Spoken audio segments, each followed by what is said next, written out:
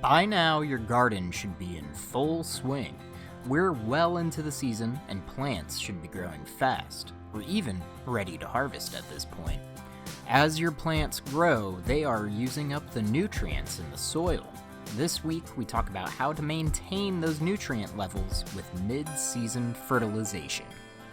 Essentially, all life depends upon the soil.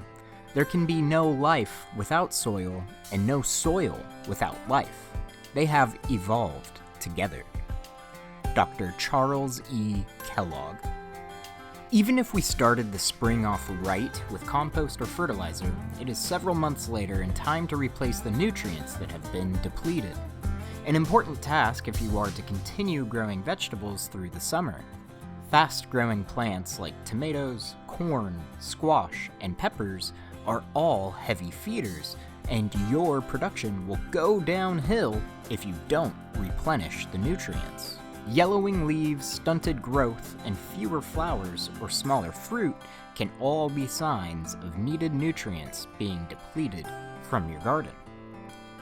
The backbone of organic gardening is using compost. If your soil is healthy and rich with organic matter, you may not even need to add additional fertilizer, but maybe a small layer of additional compost instead. Compost is slower to release nutrients than other fertilizers, but nothing beats it in terms of feeding your plants and keeping your soil healthy. Apply the compost around your plants and don't forget to water it in. Give it a good drink after first application.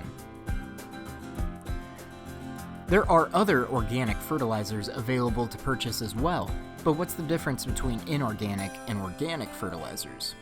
Organic fertilizers are usually things like compost, worm castings, bone meal, and fish emulsions that are all derived from natural materials, not created in a lab from chemical ingredients.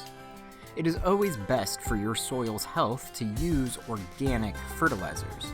Inorganic fertilizers, however, are usually more effective in a quicker time. Miracle-Gro and other competitors are extremely effective at feeding your plant and making them grow at a bonkers speed. The issue is that you need to keep using them, and ultimately that will change the pH of your soil and kill off native bugs and microbes that you want living there. Both organic and inorganic fertilizers will be active or quick-acting or slow-release. Slow-release fertilizers are granulated and designed to break down with each watering over the season, usually giving you 2 to 3 months of nutrition. You will want to scratch these into the soil, or if you have a thick layer of mulch, lift the mulch and put the fertilizer below it. Quick-acting fertilizers are usually water-soluble solutions that need to be mixed at exact ratios as described on the packaging.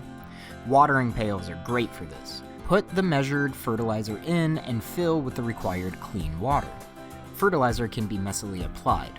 Don't be afraid if it hits the leaves, but don't do this in the middle of the day when the plants are getting their sun. The fertilizer can lead to sunburn on the leaves. You don't need to dump chemicals in your garden to have a great harvest, but your plants will need some support. Think of the mid-season fertilization as a halftime snack for your garden. It refuels the plants so they can push through the second half of the season strong. Let's grow!